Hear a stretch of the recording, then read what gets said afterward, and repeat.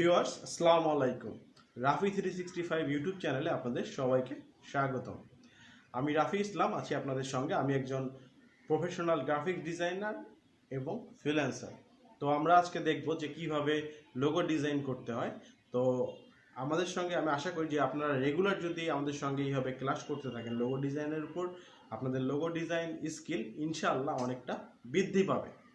তো যারা আমাদের চ্যানেলটি এখনো সাবস্ক্রাইব করেনি প্লিজ সাবস্ক্রাইব করে রাখবেন, পাশে থাকা বেল আইকনটিতে ক্লিক করে রাখবেন যাতে আমাদের নোটিফিকেশনগুলো আপনাদের কাছে পৌঁছে যায়।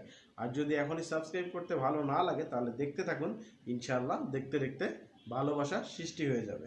তো চলুন চলে যাই কম্পিউটার স্ক্রিনে।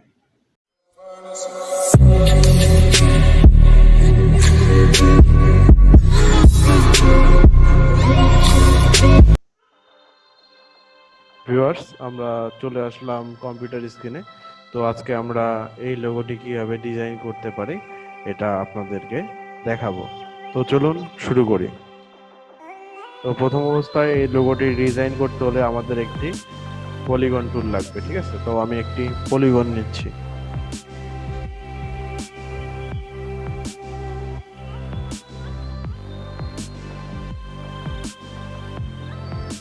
আমি অলটা সিলেক্ট করে একটি পলিগন নিলাম।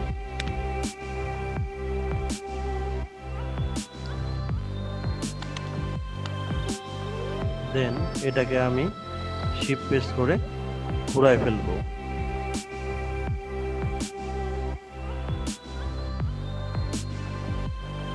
আচ্ছা, আমি এটাকে এইভাবে রেখে দিলাম। তো এটার আমার একটি কপি লাগবে। তো এটার আমি একটি কপি করব। তার আগে এটাকে আমি একটু চিকন করে নিই, এইরকম রাখবো। তো এখন এটার আমি একটি কপি করব। কপি করলাম। তো কপি করার পর এটাকে আমি stroke colour fill colour top করে দিব, দিয়ে আমি এটার স্ট্রোক কালার দেব। তো আমি রেড দিলাম, রেড দিয়ে এটা আমি স্ট্রোক দিচ্ছি হচ্ছে 60 দিচ্ছি। তো দেওয়ার পর আমি স্ট্রোকটা অবজেক্ট থেকে এক্সপান্ড করে দিব। তো এক্সপান্ড করার পর আমি এটাকে এটার তুলনায় একটু বড় করে নেব। বড় করার সময় অবশ্যই অল্টার এবং শিফট প্রেস করে বড় করে নেব। তো এটার আগে আমি স্ট্রোকটা অফ করে দিব, দিয়ে ফিল্ড অফ করে দিব, দিয়ে আমি স্ট্রোক দিব। তো পুনরায় এটারও আমি 60 দেব। দেওয়ার পর এটাকেও আমি অবজেক্ট করে নেব, অবজেক্ট থেকে এক্সপান্ড করে নেব। নেওয়ার পর দুটোকে আমি সিলেক্ট করে এটাই কি অবজেক্ট করব, করে ওটার মিডিল বরাবর একে রাখলাম। তো রাখার পরে আমি এটাকে একটি কপি করব। অল্টার প্রেস করে কপি করলাম। কপি করার সময় অবশ্যই শিফট চেপে ধরে থাকবেন। তো আমি আপাতত একটি কপি করে নিলাম। আমি তিনটারই সমান দূরত্ব রাখার চেষ্টা করব।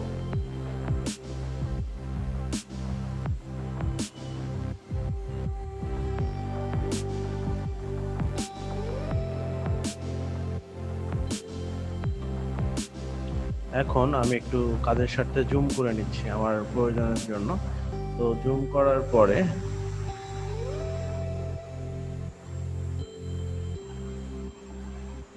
আমি একটি আমার কাজের জন্য আমি পেন টুল নিলাম। নেয়ার পর আমি এখানে একটি ক্লিক করলাম, এখানে একটি ক্লিক করলাম। খুব সাবধানের সহিত কাজটি করতে হবে। এখানে ক্লিক করলাম, এখানে করলাম, এখানে একটি ক্লিক করলাম, এখানে একটি করলাম, করে এটা আমার রেড কালার আছে। তো আমি এটাকে সরাই ফেললাম। তো এখন আমি এটাকে এই বরাবর সমানভাবে রাখার চেষ্টা করব। তো ঠিক আছে, আমি যতটুকু প্রতিটা গ্যাপ যেন এক সমান দেখা যায় এইভাবে রাখার চেষ্টা করবেন।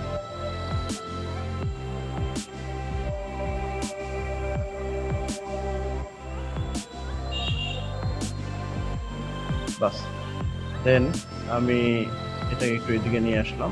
নিয়ে এসে আমি একটি কন্ট্রোল আর দিয়ে লাইন সেগমেন্ট টুল নিয়ে আসবো, নিয়ে এসে এখানে আমি একটি গাইড রাখবো আমার কাজের সুবিধার জন্য। আমি আবার পেন টুলে যাব, আবার পেন টুল থেকে আমি এখানে একটি ক্লিক করব, এখানে একটি ক্লিক করব, এখানে একটি ক্লিক করব, খুব সাবধানের সহিত এখানে একটি, এখানে একটি,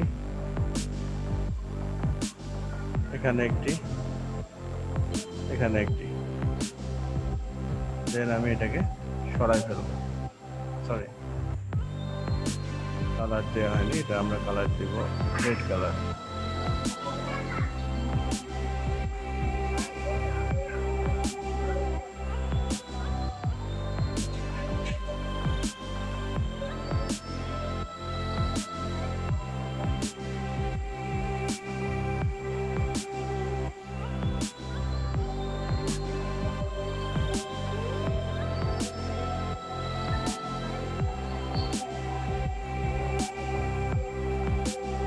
কালারটি অফ হয়ে গেছে, তো এটাতে আমি একটি কালার দেব।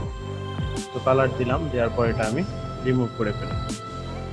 তো এখন আমি জুমটা আউট করে নিব, নেওয়ার পর বোর্ডটা আমি আর্টবোর্ডটা Ctrl 0 দিয়ে ঠিক করে নিলাম। নেওয়ার পর আমি একটি রেক্ট্যাঙ্গুলার নিব,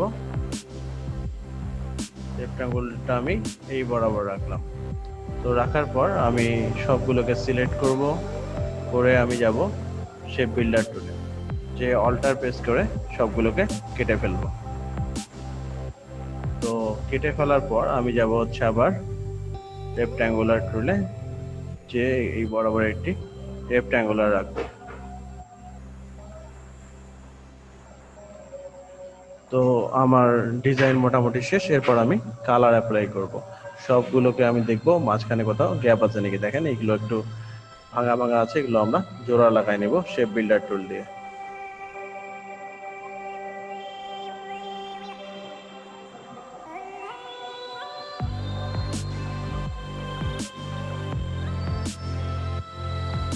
আচ্ছা, কোথাও সমস্যা নেই।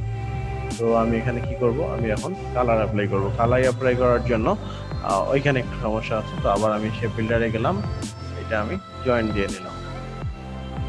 তো এখন আমি কালার অ্যাপ্লাই করার জন্য আইড্রপার দিয়ে কালার পিক করলাম। করার পর আমি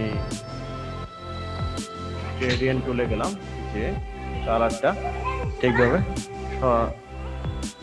রাখার চেষ্টা করি।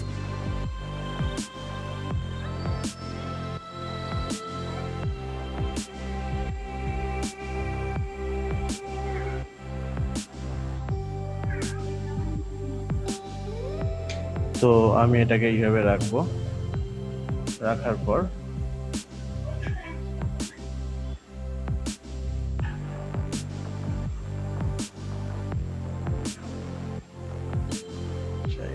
লাইন দেওয়া গেছে, এটা লাইন আমার লাগছে না। তো আমি এই দুটোকে কপি করলাম,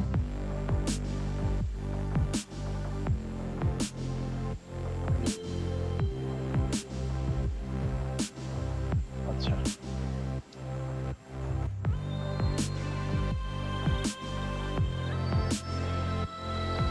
রাখলাম।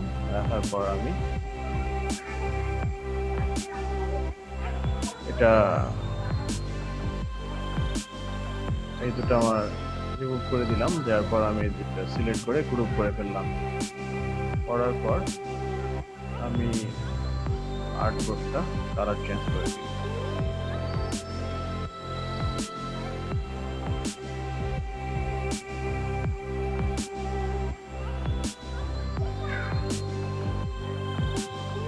তো এই হচ্ছে আমাদের ডিজাইনটি হয়ে গেল।